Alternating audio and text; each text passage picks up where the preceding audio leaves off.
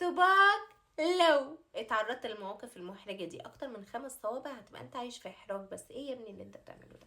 يلا طول. السؤال الأول أو الإحراج الأول، عمرك أو عمرك نمتي على نفسك وانتي في أي مواصلة أو أي مكان؟ نزلته؟ ماشي. مهم. عمرك ركبت مواصلة غلط؟ مهم. عمرك بطنك قعدت تعمل أصوات زي زو زو زو زو والمناظر دي واتحركتوا جدا وقعدتوا تبرروا مش أنا دي بطني والحوارات دي؟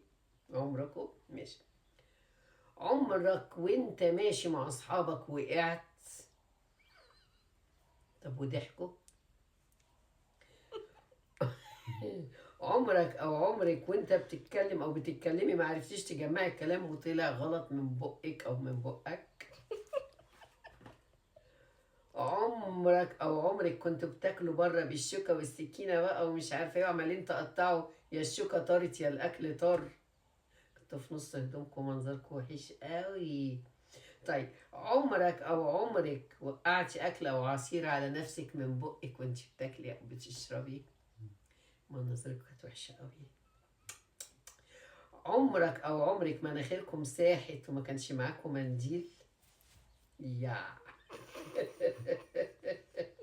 عمرك او عمرك حسيت انك عايزين تعملوا حمام وكنتوا في الشارع ومفيش حمام قريب وطلعتوا تجروا عشان تلاقوا اي حمام؟ ده عرض نفسه للقتل اساسا بسبب الموضوع ده. لا والله. Yeah.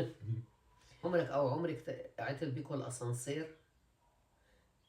عمرك او عمرك بعد ما نزلتوا اكتشفتوا ان انتوا لابسين شبشب البيت مش الشوز؟ عمرك او عمرك كنت لابسه لبس اي كلام يعني مش مهندم قوي، مش يعني مش في دماغك انك هتقابلي حد وقابلتي حد مهم بالصدفه؟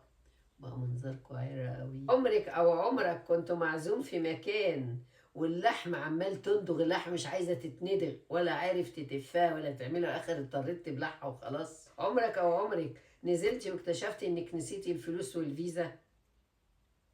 اخر موقف وكلنا اغلبنا تعرض له، كنت ماشي ولقيت حد بيضحك وجاي في وشك وبيقول لك هاي، فانت افتكرته بيكلمك، ضحكت له وقلت له هاي، طلع بيكلم الشخص اللي وراك. انا لميت لكم بصراحه كل المواقف اللي نزل اكتر من 5 من صوابع 15 يحط صباع. علامة صبارة في الكومنتات علشان دي الصبارة اللي هنحطها فوقينا. آه